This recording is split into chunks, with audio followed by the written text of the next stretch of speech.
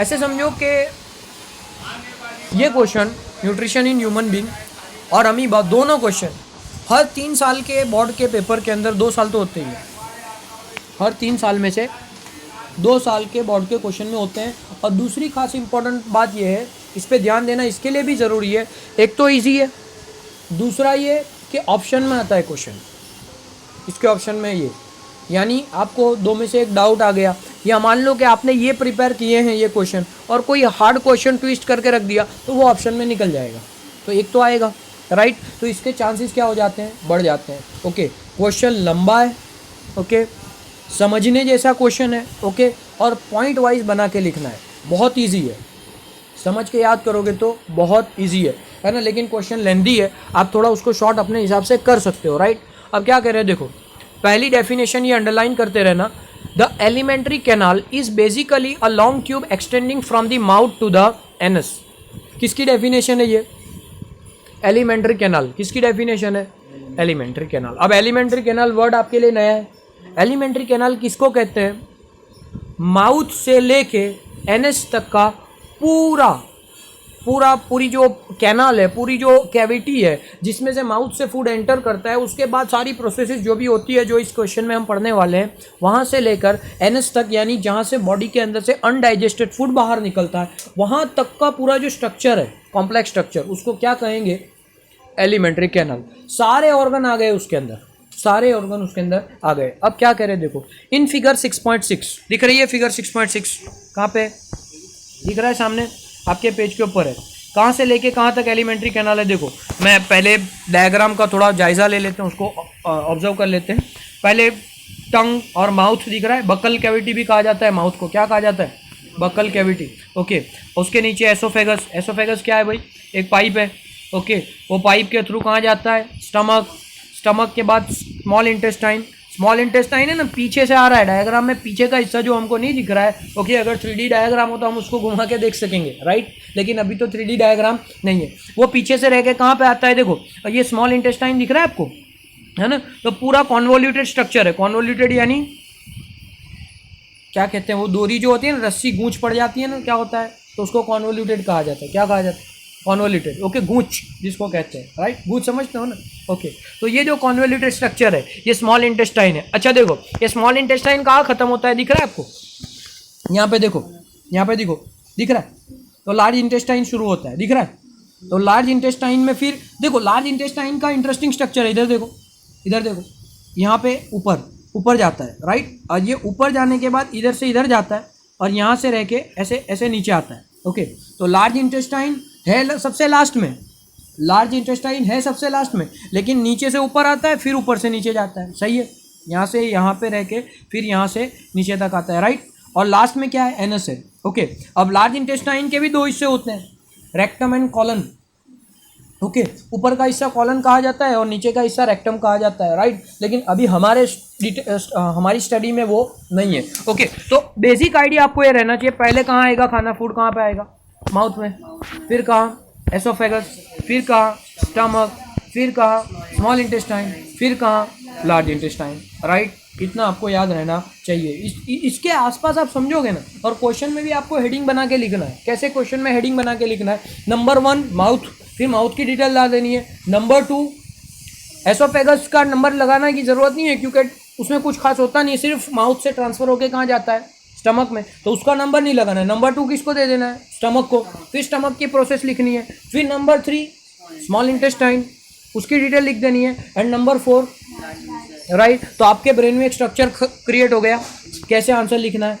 देखो हर क्वेश्चन को याद भी इसी तरह करो, समझ आ रही है बात। मैं इस पर ज़्यादा फोकस करूँगा क्योंकि ये ज़्यादा इंपॉर्टेंट है ना। मेरी कोशिश ये रहेगी कि आपको ये क्लास में याद हो जाए, है ना। तो किस तरह लिखना है क्वेश्चन को, पहले एलिमेंट्री कैनाल की डेफिनेशन, फिर 4 पार्ट में, पहला माउथ, दूसरा स्टमक, तीसरा स्मॉल इंटेस्टाइन, चौथा डन, ओके। अब क्वेश्चन पे आ जाते हैं, ओके।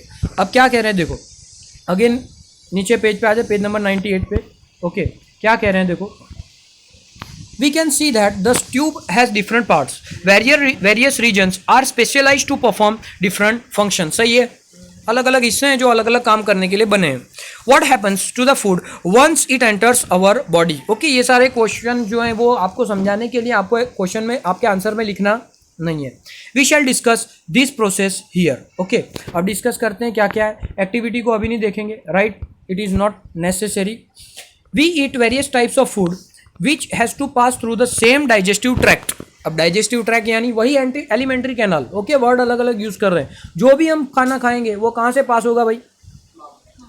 माउथ से रह के पूरे एलिमेंट्री कैनाल के अंदर से पास होके बाहर जाएगा, right. Naturally the food has to be processed to generate particles which are small and of the same textures. Okay, food क्या करेगा नेचुरली? सबसे पहले फूड का क्या किस में कन्वर्ट होगा? एक ऐसे फॉर्म में कन्वर्ट होगा. जनरली कैसे पार्टिकल में? Generate particles, small particles convert होगा which are small and same texture. यानी कुछ भी खाना खाओ भाई बारीक पाउडर होने वाला है, छोटे छोटे पार्टिकल्स बनने वाले हैं, राइट. रोटी खाओ, चावल खाओ, राइट, कुछ भी खाओ, लेकिन वो कन्वर्ट होके एक तरह के स्ट्रक्चर में बनेगा ताकि उसमें से एनर्जी एब्जॉर्ब की जा सके, राइट. फंडामेंटल जो काम है वो तो एनर्जी एब्जॉर्ब करना है, राइट. अब क्या कह रहे हैं देखो, this is achieved by the crushing of food with our teeth. ये काम कैसे किया जाता है? Crushing of food with our teeth. तो मुंह में क्या होता है ना. आप एकदम सिंपल अगर लिखो ना तो माउथ का हेडिंग लगाओ, माउथ, है ना. वी या food enters in our body through mouth. एकदम सिंपल स्टेटमेंट. ओके, देन क्या होता है भाई माउथ में? Food is crushed with the help of two teeth. Okay, food को क्या किया जाता है भाई? क्रश किया जाता है. ओके, किसकी हेल्प से? बस ठीक है, ये सब टेक्स्ट बुक का लेंदी लिखने की जरूरत नहीं है. ओके, अब आगे बढ़ो. फिर क्या होता है? Since the lining of the canal is soft the food is also wetted to make it passage smooth. अब जो एलिमेंट्री कैनाल है वो मसल्स की बनी हुई है, तो कैसी है? स्मूथ है. यानी उसके अंदर अगर हार्ड पार्टिकल जाएंगे, ओके, तो क्या होगा? स्क्रैच पड़ेंगे, पेन होगा. कभी कभार कोई चीज़ हमारे मुंह में से उतर जाती है, मान लो छोटा सा हड्डी का टुकड़ा उतर जाता है, या मान लो कि रोटी का हिस्सा भी अगर सख्त उतर गया, चबाया नहीं, तो क्या होता है? फटाफट से पानी पीना पड़ता है, राइट. हमको तकलीफ होती है, पेन होता है. तो सबसे इंपॉर्टेंट चीज़ है, फूड एक तो एंटर कर गया टीथ की वजह, फूड मुंह में एंटर कर गया, उसके बाद टीथ से वो क्या हो गया? क्रश हो गया. Then after it is necessary that it should be soft, it should be made soft. उसको सॉफ्ट बनाया जाना ज़रूरी है.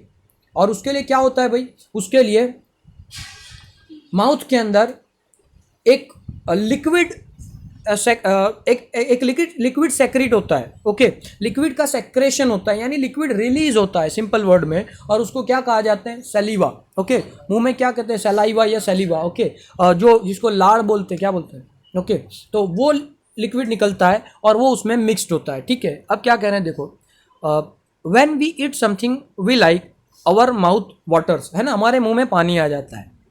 कोई भी चीज़ हम खाते हैं तो, है ना. अगर मैं आपको बोलूं कि एक नींबू की स्लाइस इमेजिन करो, ओके, और उसको, है ना, चाटो, अभी से मुंह में पानी आ जाएगा. आ जाता है ना? ओके, आ जाता है, नहीं आ जाता, है ना. तो ये जो पानी हमारे माउथ में निकलता है, ओके, ये जो वाटर रिलीज होता है, ओके, इसको क्या कहा जाता है? इसको सलाइवा कहा जाता है. This is actually not the only water but a fluid called saliva secreted bye salivary gland. कहाँ से आता है भाई? सैलिवरी ग्लैंड में से. हमारी टंग के नीचे एक हिस्सा है जिसके अंदर बारीक बारीक पोर्स है, छोटे छोटे हॉल्स हैं, उसके अंदर से ये लिक्विड निकलता है, राइट. हमको दिखता नहीं है बट, है ना, हम ऐसे देख नहीं सकते उसको डायरेक्टली, बट अगर उसको माइक्रोस्कोप लेके ऑब्जर्व करें तो आपको छोटे छोटे पोर्स यानी कि हॉल्स देखने को मिलेंगे, है ना. उसको क्या कहेंगे? Salivary gland. और सैलिवरी ग्लैंड में से क्या निकलेगा? सलाइवा निकलेगा, राइट. समझ आ रही है बात? ओके, अब क्या कह रहे हैं? Another aspect of the food we ingest is its complex nature. Okay, अब ये जो बात है यहाँ पे, पहली चीज़ तो खत्म हुई. माउथ में क्या होता है? अगर इसको एकदम सिंपल लिखना है तो आप ऐसे लिख सकते हो, माउथ का हेडिंग लगा के, food is entered into the mouth, then it is chewed by teeth या it is crushed by teeth, जो भी आपकी मर्जी, right. Then it is wetted. Okay, wet किया जाता है उसको, है ना, with the help of saliva. Okay, saliva is mixed with the food. खत्म, माउथ की बात खत्म हो गई. अच्छा, एक और बात, असल मतलब ये बेसिक बात खत्म हुई. माउथ में अभी एक और टॉपिक बाकी है. अब फूड का जो नेचर होता है वो कैसा होता है भाई, कैसा होता है, कॉम्प्लेक्स होता है। कैसा होता है, कॉम्प्लेक्स। सिंपल होता नहीं है शायद, सही है ना। ओके अब क्या कह रहे हैं, if it is to be absorb from the alimentary canal it has to be broken into smaller molecule. सीधी सी बात है, अगर एलिमेंट्री कैनाल के अंदर एंटर करना है तो उसको स्मॉलर मॉलिक्यूल में कन्वर्ट करना पड़ेगा। This is done with the help of biological catalyst called enzymes. Again मैंने आपको समझाया था, एंजाइम जो प्रोसेस में पार्ट नहीं लेते लेकिन प्रोसेस को क्या बनाते हैं, फास्ट बनाते हैं, उसको एंजाइम कहते हैं। और जो भी एंजाइम बायोलॉजिकल होता है, सॉरी मेरी गलती हुई, जो प्रोसेस में पार्ट नहीं लेते उसको कैटलिस्ट कहते हैं, उसको कैटलिस्ट कहते हैं। ओके लेकिन जो बायोलॉजिकल कैटलिस्ट होता है उसको क्या कहते हैं, एंजाइम कहते हैं, राइट। तो वो एंजाइम हमारी बॉडी के अंदर सलाइवा के अंदर एंटर करते हैं, सलाइवा में मौजूद होते हैं, वो माउथ में आते हैं, फूड के साथ मिक्स होते हैं। फिर क्या कह रहे हैं, देखो कौन सा एंजाइम है यहाँ पे, the saliva contains an enzyme called salivary amylase. क्या नाम है, मोस्ट इंपॉर्टेंट, याद रखना, अंडरलाइन कर लो, हाईलाइट कर लो। क्या कर लो, अंडरलाइन करो, हाईलाइट करो। तो सेलिवा क्या है भाई, सेलिवा के अंदर जो एंजाइम है वो कौन सा एंजाइम है, एमाइलेज है। कौन सा है, एमाइलेज है। That breaks down starch. वो क्या करता है भाई, किसको ब्रेक डाउन करता है, याद करो, स्टार्च। स्टार्च कहाँ पे आया था, प्लांट्स के अंदर। और प्लांट्स क्या करते हैं भाई, अपने फूड को जो बनाते हैं, फूड फोटोसिंथेसिस के प्रोसेस से फूड में से जो ज़रूरत की एनर्जी होती है उसको ले लेते हैं, बाकी का फूड किस फॉर्म में स्टोर करते हैं, स्टार्च के फॉर्म में। तो वो स्टार्च जब हम खाएंगे, हम जब फूड खाएंगे तो उसके अंदर क्या होगा भाई, स्टार्च होगा। लेकिन स्टार्च में से डायरेक्टली एनर्जी हम डिराइव नहीं कर सकते, राइट। तो हम एनर्जी कैसे डिराइव करेंगे भाई, हम तो ग्लूकोज में से डिराइव करेंगे, राइट, सही है ना। तो ग्लूकोज में से हम एनर्जी हासिल करेंगे तो स्टार्च को कन्वर्ट करना जरूरी, किस में, ग्लूकोज में, राइट और रॉन्ग, समझ आ रही है ना भाई। तो क्या कह रहे हैं देखो, तो starch amylase that breaks down starch which is a complex molecule to give sugar. अब इन्होंने वर्ड यूज किया शुगर का। अब अभी के लिए हम ये समझेंगे कि शुगर और ग्लूकोज में कोई ज़्यादा फर्क नहीं है, थोड़ा सा फर्क है, लेकिन आगे आप पढ़ोगे ना तो समझ आएगा। आपको सिंपल सा समझा दूं तो सिर्फ रोटी का एक निवाला लो और कुछ भी उसमें लगाओ मत, सब्जी वब्जी कुछ मत लगाओ, सीधी रोटी को लेके बहुत देर तक चबाओ, क्या होता है, मीठा लगता है, नहीं लगता, रोटी का टेस्ट मीठा होता है, नहीं, वैसे नहीं होता। लेकिन ज़्यादा चबाते हैं तो क्या होता है, स्टार्च के अंदर एमाइलेज मिक्स होता है और एमाइलेज क्या करता है भाई, शुगर बनाता है, सही है। और वो शुगर का टेस्ट क्या होता है, राइट, सही है ना, टेस्ट किया है ना ऐसा, ओके नहीं किया हो तो घर जाके करना, ओके आपको पता चल जाएगा। तो एमाइलेज क्या है भाई, एक एंजाइम है। एमाइलेज क्या है, किसको कन्वर्ट करता है, स्टार्च को, किस में कन्वर्ट करता है, रहेगा याद। अब माउथ की बात खत्म, यहाँ तक माउथ का हेडिंग खत्म, डन। अब आगे बढ़ते हैं। अच्छा, अब यहाँ पे एक इंपॉर्टेंट काम हमारी टंग करती है ना, टंग है ना, बहुत इंपॉर्टेंट है। ओके क्या कह रहे हैं, the food is mixed thoroughly with saliva and moved around the mouth while chewing by the muscular tongue. जब हम चबाते हैं ना तो बहुत इंटरेस्टिंग काम होता है ना। हम एक जगह से एक तरफ से नहीं चबाते, आपका जो फूड है ना वो घूमता रहता है ना। कभी राइट साइड से चबाते हैं तो फिर वो घूम के लेफ्ट साइड पे जाता है ना। खाते खाते बहुत बोलना नहीं चाहिए, तो टंग जो है वो दब जाती है, राइट, है ना। तो फिर भी टंग जो है ना, टंग की तरह बनो। क्यों, 32 इतने सारे सख्त लोगों के बीच में भी है ना कितनी नर्म रहती है ना, सही है ना। तो कहने का मतलब ये कि टंग जो है फूड को घुमाती रहती है, ओके, और उसके अंदर वो सलीवा मिक्स होता रहता है, अच्छे से मिक्स हो जाता है, राइट। और कभी इधर चबाती है तो कभी इधर लाती है, तो वो एकदम है ना अच्छे से, जैसे कोई मशीन के अंदर है ना पूरा मिक्सचर होता है ना, वैसा काम होता है। जैसे जूस मशीन के अंदर सब घूम रहा है और उसके अंदर कटिंग भी हो रहा है और लिक्विड भी ऐड हो रहा है और सब हो रहा है, राइट, समझ आ रही है बात। अब ये माउथ की बात खत्म हुई, okay. It is necessary to move the food in regulated manner along the digestive tube so that it can be processed properly in each part. सीधी सी बात है, अब माउथ में रहना नहीं चाहिए, अब आगे भी तो बढ़ना चाहिए, okay. The lining of the canal has muscles that contract rhythmically in order to push the food forward. These peristaltic movements occur all along the gut, okay. अब क्या कह रहे हैं, ये पैराग्राफ आपको आंसर में लिखने की जरूरत नहीं, समझ आ रही है बात? पूरी जो एलिमेंट्री कैनाल है इसके अंदर एक मूवमेंट होनी चाहिए। क्या होना चाहिए? मूवमेंट, तभी जाके खाना आगे बढ़ेगा, राइट। मैंने शायद कल परसों आपसे बात की थी कि वॉमिटिंग या लूज मोशन होता है ना, तो गट मोशन बहुत फास्ट हो जाती है, और इसके लिए उसको कम करने के लिए डॉक्टर लोग क्या करते हैं? लोमोटिल देते हैं। ओके, लोपेरामाइड जो मेडिसिन है वो गट प्रोसेस को स्लो कर देता है, राइट। ओके, अभी मैं वो सब नहीं समझाना चाहता, बस सिंपल सी बात ये समझाना चाह रहा हूँ कि हमारी जो पूरी गट मूवमेंट है, पूरा स्टमक के अंदर पूरी एलिमेंट्री कैनाल है, उसके अंदर अपने आप में वो मसल क्या होते हैं, एक मूवमेंट करते हैं, रिदमिक मूवमेंट करते हैं। कैसी मूवमेंट करते हैं? समझाऊँ कैसी मूवमेंट? अर्थवर्म को चलते हुए देखा है? अर्थवर्म को चलते हुए देखा है ना? कैसे चलता है? बहुत इंटरेस्टिंग है उसका चलना। पहले क्या होता है? आगे के मसल सुकड़ जाते हैं, सही है, पीछे के मसल स्ट्रेच हो जाते हैं। फिर क्या होता है? आगे के मसल जो सिकुड़े हुए हैं, ओके, जो कंप्रेस हुए हैं, वो रिलीज हो जाते हैं, तो अपने आप आगे की बॉडी आगे बढ़ जाती है, और पिछले के हिस्से में थोड़ा कंप्रेशन आ जाता है, फिर वो रिलीज होता है तो फिर आगे बढ़ जाता है। मतलब वो जो कंप्रेशन और स्ट्रेचिंग दो काम होते रहते हैं, और वो अर्थवर्म आगे बढ़ता रहता है, सही है। बस सिमिलरली हमारी गट प्रोसेस में भी ये काम होता रहता है, फूड आगे बढ़ता रहता है। बोलो, बात समझ में आ गई? लेकिन ये क्वेश्चन आंसर के अंदर आपको लिखने की जरूरत नहीं है। डन। अब क्या लिखना है देखो, from the mouth the food is taken to the stomach through the food pipe और एसोफेगस। ओ है लेकिन आपको ओ को पढ़ना नहीं है, एसोफेगस। क्या नाम है इसका? एसोफेगस। अब सिंपल सी बात है, फूड कहाँ से कहाँ जाएगा? माउथ से स्टमक में। 1 नंबर का माउथ खत्म, एक लाइन सिर्फ ये लिखनी है, now food is transferred to the stomach with the help of oesophagus. खत्म हो गई बात। एसोफेगस के लिए नंबर लगाना नहीं है। अब नंबर 2 आएगा। अब नंबर 2 आएगा, क्या आएगा देखो, द स्टमक इज, अब नंबर 2 क्या है? स्टमक है। The stomach is a large organ which expand when food enters in it. Okay, stomach क्या है भाई? एक बैग जैसा ऑर्गन है ना, बड़ा हो जाता है ना, पेट हम खाना खाते हैं तो बढ़ जाता है, ओके, है ना। लेकिन इतना ज़्यादा खाना नहीं खाना चाहिए, ओके, कि फिर सोने में भी दिक्कत हो, बैठने में भी दिक्कत हो, राइट। फूड के पेट के, स्टमक के 3 हिस्से करो, एक में फूड, दूसरे में पानी, और तीसरे में एयर, है ना। कम खाओ, भूख से, है ना, थोड़ा कम खाओ, राइट। जितना ज़्यादा आदमी खाते हैं ना, उसकी उतनी एज कम हो जाती है। Yes, this is the scientific research, okay.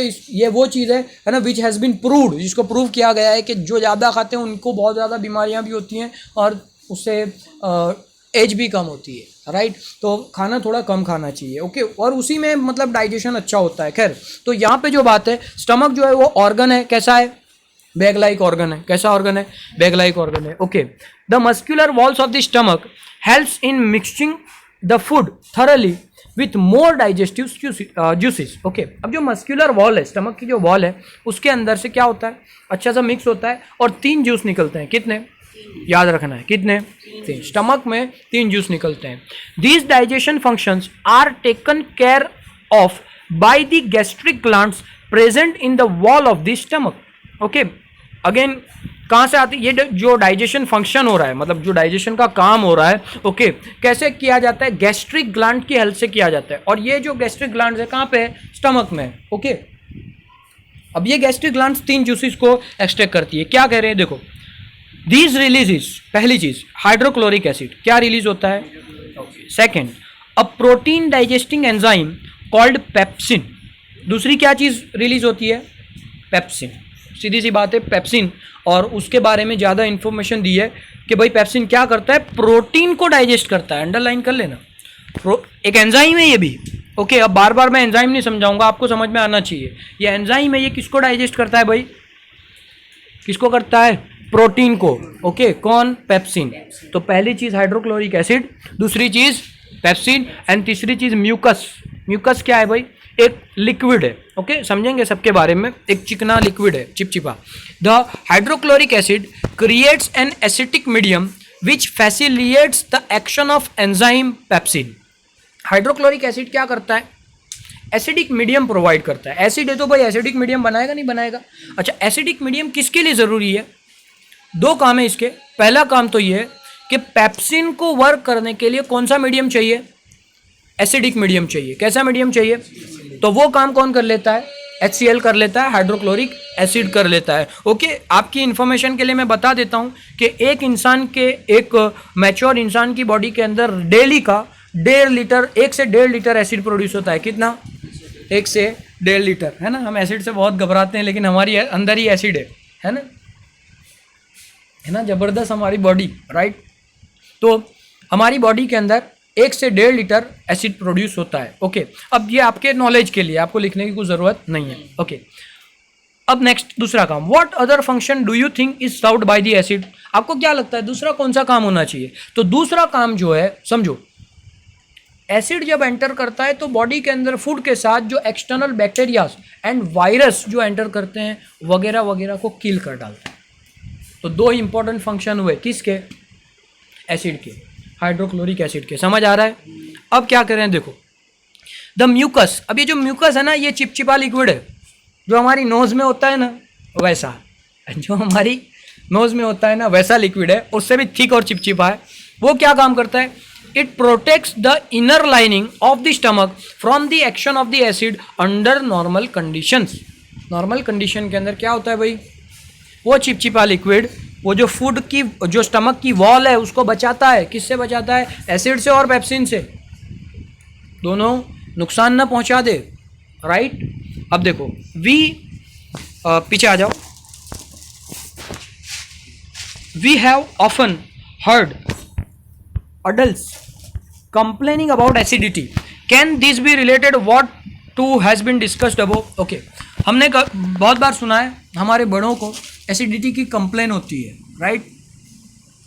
क्या आप एक्सप्लेन कर सकते हो? ओके, मैं एक्सप्लेन कर रहा हूँ आपको, समझो। अब ये आंसर में लिखने की ज़रूरत नहीं है, ऐसे सब क्वेश्चन, राइट। आपको सीधा सीधा आंसर लिखना है एग्जाम में, राइट। एसिडिटी की कंप्लेन होती क्यों है? एसिडिटी वर्ड ही एसिड से आया है। ओके, एसिडिटी हो जाती है, कभी कभी हमको भी फेस करनी पड़ती है, खट्टी डकारें आती है। ओके, बचपन में हम पढ़े हैं ना कि एसिड का टेस्ट कैसा होता है, खट्टा होता है ना, सही है। ओके, अब एसिडिटी तब ज़्यादा होती है जब हम ज़्यादा प्रोटीन वाला खाना खाते हैं, जैसे एग्स खा लेते हैं या फिश खा लेते हैं, है ना, या मीट खा लेते हैं। तो इन दैट केस क्या होता है?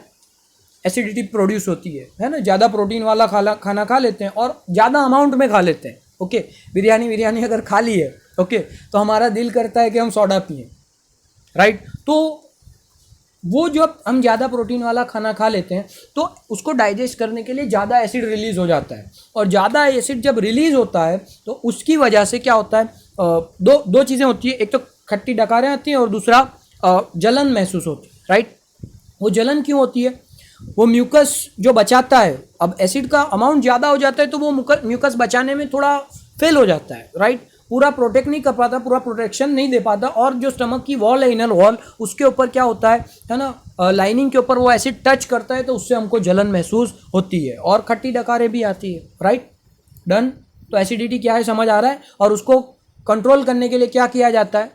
सोडा पीते हैं, सोडा के अंदर क्या होता है? बेस होता है। इनो पीते हैं, उसके अंदर बेस होता है। बेस क्या करता है? Acid plus base, salt plus water, neutralisation की प्रोसेस बहुत सिंपल, तो एसिड का अमाउंट कम हो जाता है। Base is the opposite of acid, base is the opposite of acid, acid का अपोजिट है, इस वजह से क्या होगा भाई? वो न्यूट्रलाइज कर डालेगा। डन। ओके, चलो अब आगे बढ़ते हैं। अब ये तो काम खत्म हो गया, स्टमक का भी हेडिंग खत्म। अब स्टमक में से कहाँ जाएगा? स्मॉल इंटेस्टाइन में, सही है। ओके, देखो, the exit of the food from the stomach is regulated by the sphincter muscle. Underline करो, स्फिंक्टर मसल मैनेज करते हैं उसका रेगुलेशन, यानी भाई स्टमक में से इंटेस्टाइन में जाना है वैसे सिंपल, लेकिन एक चीज़ याद रखनी है आपको, रिटर्न नहीं होना चाहिए फूड। हम तो चलते भी हैं, फिरते भी हैं, सोते भी हैं, कूदते भी हैं, तो फूड इंटेस्टाइन में से स्टमक में नहीं आना चाहिए। तो क्या होना चाहिए? एक वाल्व जैसा काम करता होना चाहिए, नॉन रिटर्निंग वाल्व, यानी जो रिटर्न ना करे, एक डायरेक्शन में तो जाने दे लेकिन रिवर्स डायरेक्शन में ना आने दे, राइट। तो वो काम कौन करता है? Sphincter muscles. क्या कौन करते हैं?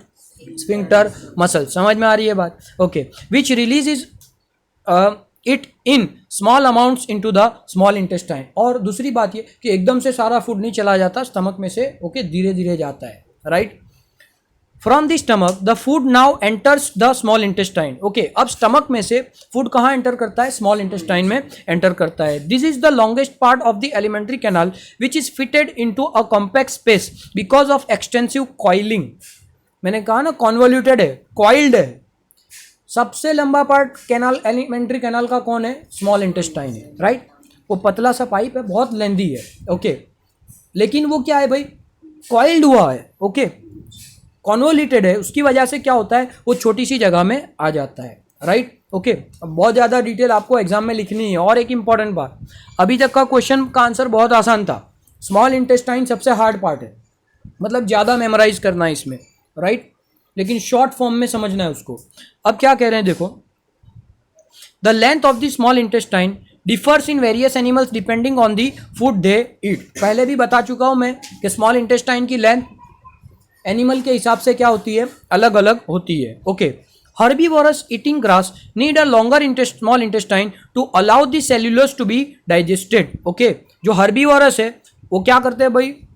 उनको सेल्यूलोज डाइजेस्ट करने के लिए, है ना, खाना भी ज़्यादा खाना पड़ता है क्योंकि उनके खाने में एनर्जी कम है, और जो मीट खाते हैं उसमें एनर्जी ज़्यादा है। कार्निवोरस में जो है वो एनर्जी ऑलरेडी ज़्यादा है, ओके। तो उनको ज़्यादा लंबे इंटेस्टाइन की ज़रूरत नहीं है। मैंने आपको बताया था कि जो लायन है उसका आगे का उस आगे का हिस्सा जो है, चेस्ट का हिस्सा, वो बड़ा है, स्टमक छोटा है, ओके। जबकि जो काउ है, ओके, जो भी हार्बीवोरस है, ओके, उनका स्टमक बड़ा है, चेस्ट का हिस्सा छोटा है। आप ऑब्जर्व करोगे सिंपल सा दिख जाता है। तो वो क्यों बड़ा है? तो डाइजेशन, उनको ज़्यादा खाना भी पड़ता है और डाइजेशन में भी ज़्यादा टाइम लगता है, इसके लिए उनका इंटेस्टाइन कैसा है? लेंदी है। फिर क्या कह रहे हैं? Meat is easier to digest, hence carnivorous like tiger have shorter small intestine. Okay, I hope आपको समझाने की ये जरूरत नहीं है। नेक्स्ट, अब लिखने में आपको ये काम करना है, ये लिखना है, the small intestine is the site of complete digestion of carbohydrates, protein and fats. Underline करो, तीनों चीजों का कंप्लीट डाइजेशन कहां पे होता है?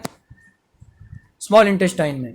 आपको 1 मार्क्स का क्वेश्चन पूछे कि डाइजेशन कहां कंप्लीट होता है, तो स्मॉल इंटेस्टाइन में कंप्लीट होता है, राइट।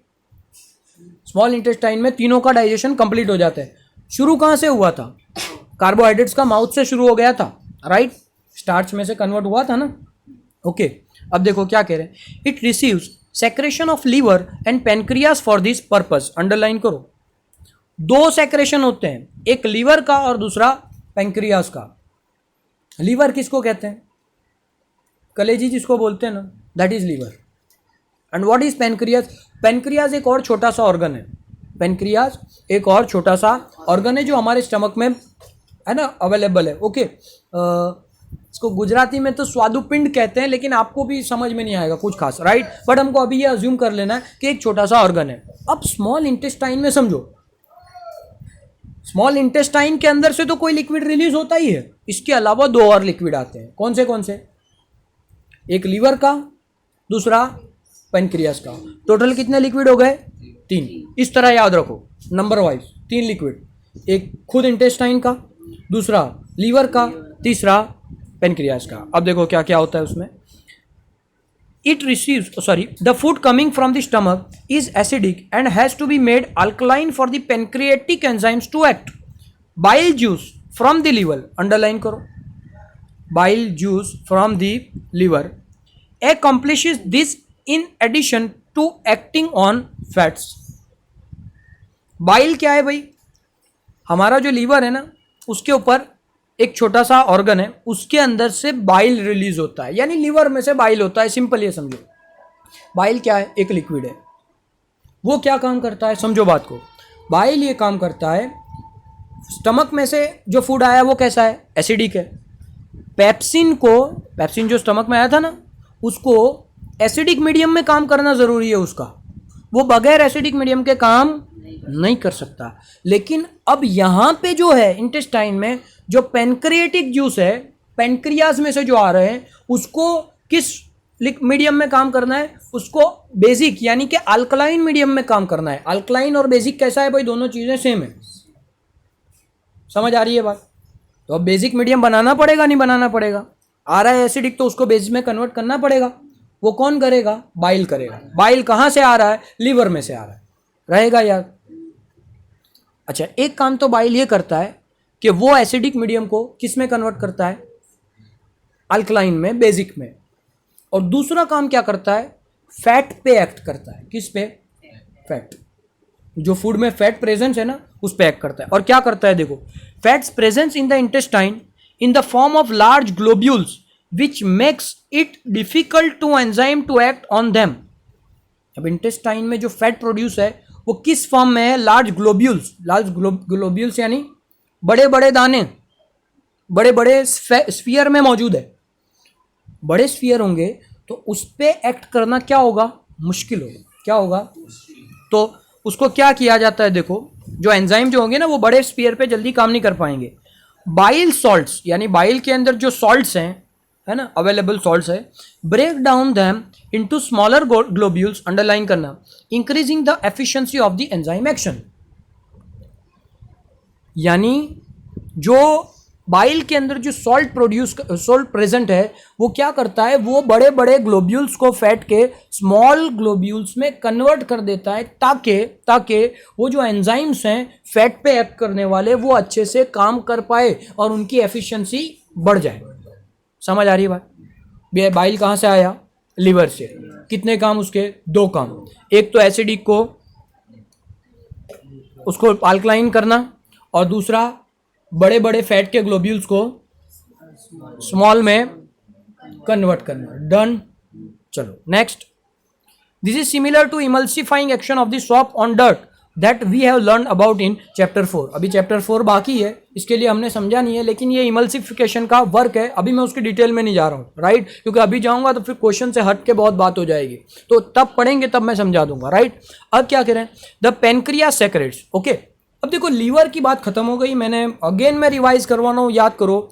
इंटेस्टाइन में 3 लिक्विड आते हैं, एक खुद इंटेस्टाइन का, दूसरा लिवर का, तीसरा पेनक्रियास का। हमने पहली बात किसकी की? लिवर के लिक्विड की। लिवर का लिक्विड बाइल है, बाइल के 2 काम, एक काम एसिड को अल्कलाइन बनाना, दूसरा काम जो बड़े बड़े ग्लोब्यूल्स है फैट के उसको स्मॉल में कन्वर्ट करना। बाइल का काम खत्म हो गया, लिवर की बात खत्म हो गई। अब किसकी बात करनी है? अब पेनक्रियास के लिक्विड की बात करनी है। अभी हम इंटेस्टाइन में ही है, 3 लिक्विड की बात कर रहे हैं, उसमें से पहले की बात खत्म हुई, लीवर की बात खत्म हुई, लीवर का लिक्विड बाइल उसकी बात खत्म हुई। अब किसकी बात हो रही है? पेनक्रियास के लिक्विड की बात। सही है, ओके। अब पेनक्रियास का लिक्विड क्या करता है? Pancreas secretes pancreatic juice which contain enzymes like trypsin for digesting proteins, underline करो, most important, and lipase for breaking down emulsified fats.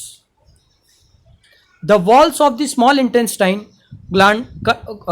intestine contain glands which secrete intestinal juice. Okay, ये बात की बात है। तो ये जो बात है ना, पेनक्रियास सेक्रेट से लेके ये फैट्स तक पूरा जो स्टेटमेंट है, इसके अंदर कौन से जूस की बात कर दी है? पेनक्रिएटिक जूस की बात करी है। किसकी बात की है भाई? पेनक्रिएटिक जूस, यानी पेनक्रियाज में से जो आता है वो पेनक्रिएटिक जूस है। उसके कितने काम है? 2 काम। कौन से 2 काम है? पहला काम, उसके अंदर 2 तरह के एंजाइम है। पहला एंजाइम जो है वो है ट्रिप्सिन। क्या नाम है? ट्रिप्सिन। वो क्या करता है? प्रोटीन को डाइजेस्ट करता है। किसको डाइजेस्ट करता है? प्रोटीन को। कौन? ट्रिप्सिन। उसके पीछे इन है, प्रोटीन के पीछे भी इन है, याद रखना है। दोनों के पीछे इन है, वो याद रखना है। ओके, ट्रिप्सिन कहाँ से आया? पेनक्रियाज में से आया। किसको डाइजेस्ट किया? प्रोटीन को। दूसरा कौन आया? लाइपेज। कौन आया? वो किसको डाइजेस्ट कर रहा है? फैट्स को। इमल्सिफाइड फैट्स, लेकिन फैट्स को, सिंपल याद रखो, किसको? फैट्स को। किसने डाइजेस्ट किया? किसने डाइजेस्ट किया? लाइपेज ने। किसने? Lipase fat. लाइपेज फैट की पैर याद रखनी है, ट्रिप्सिन प्रोटीन की पैर याद रखनी है। डन। दोनों कहाँ से आए? पेनक्रियाज में से। डन। इसके बाद क्या कह रहे हैं? Third juice. The wall of the small intestine contain glands which secrete intestinal juice. Intestine में से जो जूस आया वो कौन सा जूस है? इंटेस्टाइनल जूस है। डन। अब इसके अंदर क्या होता है देखो, अंडरलाइन करना, the enzymes present in it finally converts the proteins to amino acid, complex carbohydrates into glucose and fats into fatty acids and glycerol. Underline करो, most important statement.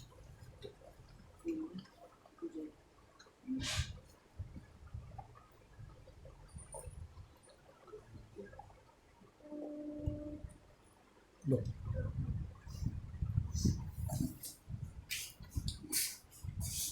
जो एंजाइम प्रेजेंट है, ध्यान दो इधर प्लीज प्लीज। अब enzymes के नाम नहीं दिए यहाँ पे, इंटेस्टाइनल एंजाइम्स के नाम नहीं दिए हैं, ओके।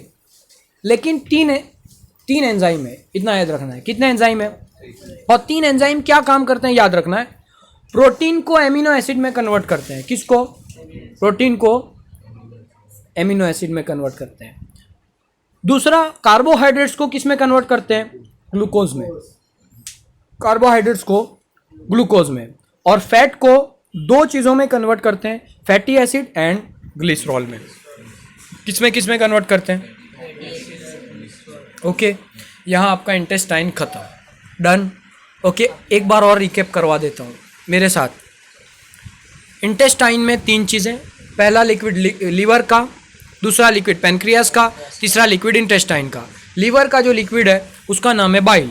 बाइल के दो काम, बाइल का पहला काम जो है वो एसिडिक जो फूड आ रहा है उसको अल्कलाइन बनाना ताकि पेनक्रिएटिक जूस उस पर काम कर सके।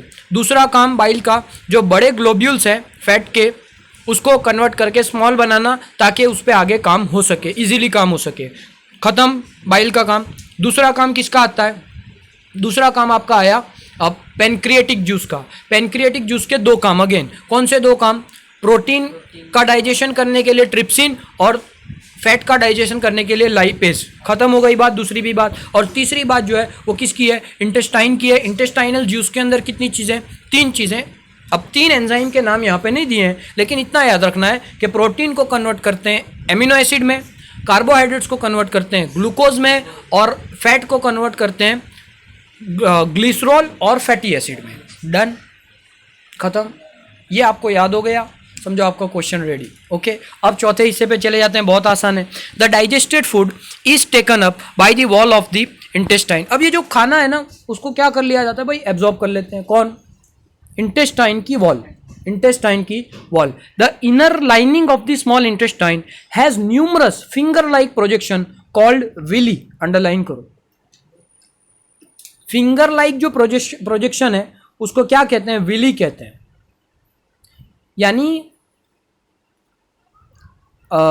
हेयर जैसा स्ट्रक्चर है, okay, which increase the surface area of the absorption. जिससे क्या होता है? सरफेस एरिया बड़ा हो जाता है। यानी अगर ये विली नहीं होंगे तो छोटे से हिस्सों से एब्जॉर्ब होगा, और विली की प्रेजेंस से क्या होगा कि बड़े हिस्से में एब्जॉर्प्शन होगा। Okay, the villi are richly supplied with blood vessels which take the absorbed food to each and every cell of the body. भाई ये विली किससे जुड़े हुए हैं? भाई इसके अंदर बहुत सारी ब्लड वेसल्स हैं। तो ये जो डाइजेशन हो गया वो फूड को एब्जॉर्ब करके कहाँ डाल देते हैं? ब्लड में ऐड कर देते हैं। डन। अब where it is utilized for obtaining energy. अब क्या होगा भाई? एनर्जी एब्जॉर्ब होगी ब्लड से। डन। उसके बाद building up new tissues and repair the old tissues. तीन काम है, एनर्जी एब्जॉर्ब करेंगे, एनर्जी जो जैसी ज़रूरत होगी, बिल्डिंग अप न्यू टिश्यूज यानी नए सेल्स नए टिश्यूज बनाने के लिए काम आएगा, and repair of old tissues. Done, समझ में आया? The unabsorb food is sent to the large intestine where more villi absorb the water from this material. Underline करो, सारा पानी किस में एब्जॉर्ब होता है भाई? बोलो, सारा पानी कहाँ एब्जॉर्ब होता है? लार्ज इंटेस्टाइन में। Number four, the rest of the material is removed from the body via the anus. The exit of this waste material is regulated by anal sphincter. Again वही sphincter मसल है, okay, जो क्या करता है? Body के बाहर जो कचरा निकलता है, वेस्ट निकलता है, अनडाइजेस्टेड फूड, उसको रेगुलेट करता है। यहाँ पे आपका एक क्वेश्चन खत्म होता है। पूरा डाइजेस्टिव सिस्टम है ना आपको समझ में आना चाहिए, ओके। और मोस्ट इंपॉर्टेंट क्वेश्चन, ओके। और मैंने कहा इस तरह से आपको लिख लेना है नोटबुक में, अच्छे से देख के पहले लिखना है। डायग्राम भी नेसेसरी है, और ये क्वेश्चन है लेंदी बट बहुत इंपॉर्टेंट है, बहुत इंटरेस्टिंग है, बहुत मज़ेदार है। राइट, समझ में आया? ओके।